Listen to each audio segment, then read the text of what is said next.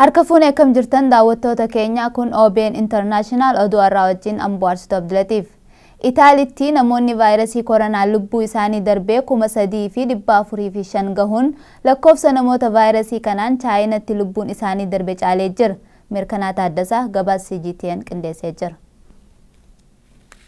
Italy has reported the highest one-day death toll from coronavirus than any other country. Weerara vaayirasii koronaa COVID-19 baay'inni namoota Itaalii keessatti lubbuun isaanii darbe sa'aatii 24 keessatti namoota 427 irraa gara 3,405 ol guddachuun baay'ina namoota Chaayinaatti vaayirasii kanaan lubbuu isaanii dhabanii caaleera. Akka ejensiin ittisa dhibee biyyattii beeksisetti saffisaan dabaluun lakkoofsa namoota vaayirasii kanaan lubbuun isaanii dhabanii guyyoota 3 keessatti isa olaanaadhas jedhameera. Namoonni vaayirasii kanaan qabaman saffisaan dabalaa waan jiruuf biyyattiin sochii namootaaf dhaabbilee adda addaa dhorkaa keessatti. Ministeerri muummee Itaalii Giuseppe Conte manneen barnootaa, manneen tiyaatiraaf bakkeewwan namoonni itti heddummatan akka cufaman taasisaniiru. Kana malees biyyattii keessatti sochiin adda addaa kan taasifamnee fi manneen nyaataaf manneen qorichaa qofti banaa akka ta'an ajajaniiru. Yeroof namoonni iddoo tokkotti akka hin baay'anne taasisuun hanga eebila 3tti itti fufa jedhamee yaadamus yeroon beekamneef akka dheeratus himameera. Keessumaa kaaba biyyattiitti namoonni vaayirasii kanaan qabaman heddummachuu fi siree dhukkubsattoonni irra ciisan dhabamuuf hanqinni dawaa mudachuun rakkoo seektara fayyaa biyyattii mudateedhas jedhame. Namoonni vaayirasii kanaan qabaman eeggannoo malee hospitaalota keessatti yaalamuu fi hospitaalota keessatti hiriirri namoota vaayirasichaan qabaman heddummachuun hanqina meeshaalee ittisaarraa kan ka'e ogeeyyiin fayyaa salphaatti vaayirasichaan akka qabamaniif sababa ta'eera. Namoonni vaayirasichaan qabaman keessumaa kaaba biyyattii magaalaa Bergaamotti waan baay'ataniif reeffa hospitaalota keessaa baasanii bakka awwaalchaa geessuuf konkolaattota raayyaa ittisa biyyaa Itaaliitti fayyadamaa jirus jedhame. Ogeeyyiin fayyaa vaayirasii koronaa ittisuu laalchisee deeggarsa kennuuf torban darbe Chaayinaarraa gara Itaalii imalan weerarri vaayirasichaa kan naannoo Loombaardiitti mudate kan ji'a 2 dura waan bakka vaayirasiin koronaa COVID-19 itti mudateen wal fakkaataa jedhan. Hoogganaa itti aanaan fannoo diimaa Chaayinaa Sun Chiompeng uummanni Itaalii sochii dinagdeef namoonni bakka itti heddummatan irraa of qusachuun mana turanii vaayirasicha ofirraa ittisuu qabu jechuun dhaaman. Namoonni hundinuu vaayirasii koronaa COVID-19 ittisuu keessatti hirmaachuun imaammata kana hojiirra oolchuu qabus jedhan jechuun CGTN gabaaseera.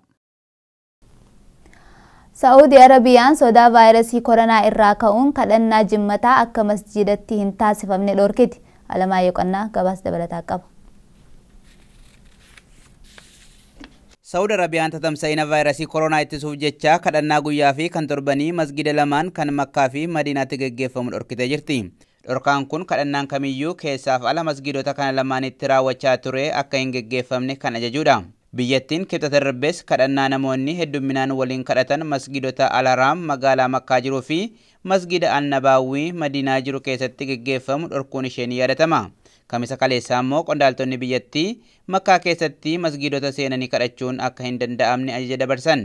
Mootummaan biyyattii ibsa baaseen jimaata kanarraa eegalee kadhannaafis ta'u naannoo masgida guddicha Al-Haraamii fi An-Nabaawiitti argamuun dhorkaadha jedha.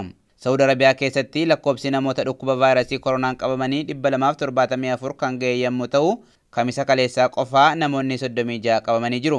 Saudi Arabiyaan vaayirasii kana ittisuuf tarkaanfii cimaa fudhatteen masgidota cufuutti dabalataan balalii xiyyaaraa kan sadarkaa addunyaa haquu, imala waggaa waggaan Makkaatti taasifamu ugguruu, manneen barnootaa fi manneen nyaataa kan cufte yoo ta'u, namoonni akka hojii idilee hin deemne dhorkitee jirti.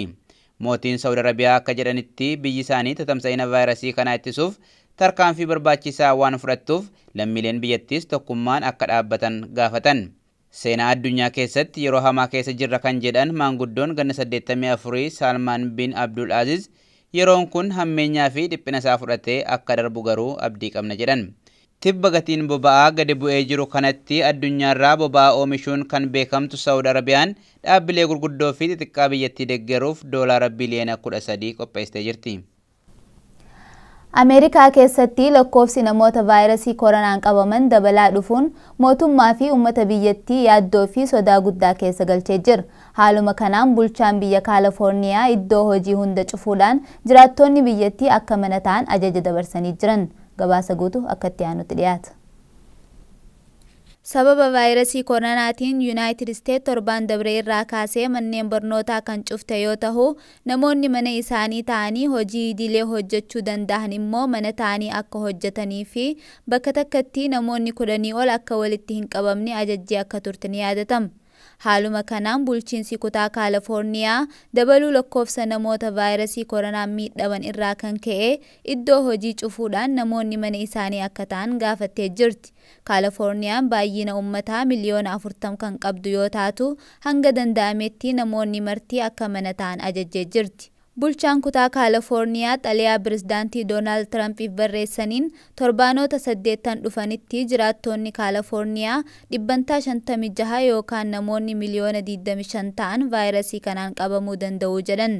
Akka ibsa kanaatti bakkeewwan hojii kanneen akka kubbaaniyaa fi suuqii gurguddoo hunda kan cufan yoo ta'u, suuqiilee xixiqqaa namoonni nyaata irraa bitatu immoo akka hin cufamne taasisan.